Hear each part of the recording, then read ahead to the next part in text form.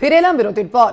কাটিহার এক্সপ্রেসে খুনের ঘটনায় গুজরাট থেকে গ্রেপ্তার সিরিয়াল কিলার। হাওড়ার তবলা শিক্ষকের খুনে গ্রেপ্তার করা হয়েছে সিরিয়াল কিলার রাহুল ওরফে ভোলুকে। এমনটাই জানা যাচ্ছে। আপনাদের জানিয়ে রাখি, রেল পুলিশ এবং সিআইডির যৌথ অভিযানে গ্রেপ্তার করা হয়েছে সিরিয়াল কিলার রাহুলকে।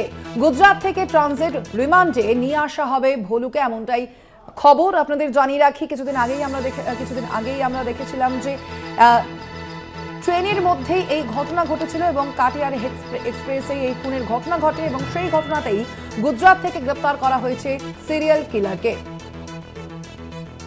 জগন্নাথ সামন্ত প্রতিনিধি রয়েছেন ফোন লাইনে। জগন্নাথ, এখনো পর্যন্ত এই ঘটনা সম্পর্কে কি আপডেট রয়েছে? পুলিশ সূত্রে কি জানা যাচ্ছে?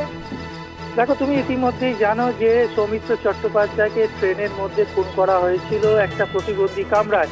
সেই ঘটনায় তদন্তে নেমেছিল রাজ্যের সিআইডি এবং এসআরপি হাওড়া সহ হাওড়া রেলের সঙ্গে যুক্ত জিআরপির সমস্ত আধিকারিকরা এই কেসে তদন্ত ভার নিয়েছিল এবং তদন্ত ভার নেবার পর জানা গেল যে এই গুজরাট থেকে একজনকে সিরিয়াল কিলারকে ধরা হয়েছে, যার বিরুদ্ধে একাধিক খুনের মামলা রয়েছে। অর্থাৎ এই যে তবলা বাদক যে শিক্ষক, তাকে খুনের পেছনে যে এত বড় একটি বিষয় লুকিয়ে রয়েছে সেইটাই সবার কাছে একেবারে উঠে আসছে যে কি কারণে। কারণ শুধু নিছক মোবাইল টাকার জন্য এত বড় একটা খুন, না অন্য কোনো কারণ আছে। তবে গুজরাট থেকে ট্রানজিট রিমান্ডে আনা হবে হাওড়া। তো ইতিমধ্যে জিজ্ঞাসাবাদ হচ্ছে, তবে খুনে ব্যবহৃত অস্ত্র এবং তবলার টাকা এবং পাশে যে মোবাইল, সেই মোবাইলও উদ্ধার হয়েছে এবং জিজ্ঞাসাবাদ চলছে যে কি কারণে এই খুনের পেছনে আর কারা রয়েছে সেই বিষয় নিয়েও খোঁজ খবর চলছে। তবে এই মুহূর্তে একটা বড়সড় খবর বলা যেতে পারে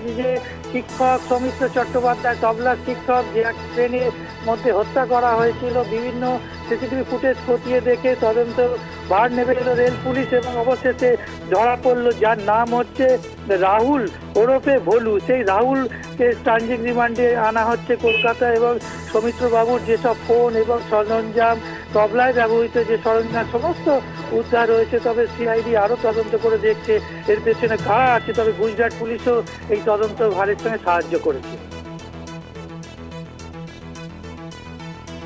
ধন্যবাদ তোমায় জগন্নাথ। আমরা কথা বলছিলাম, ফোন লাইনে ছিলেন প্রতিনিধি জগন্নাথ সামন্ত।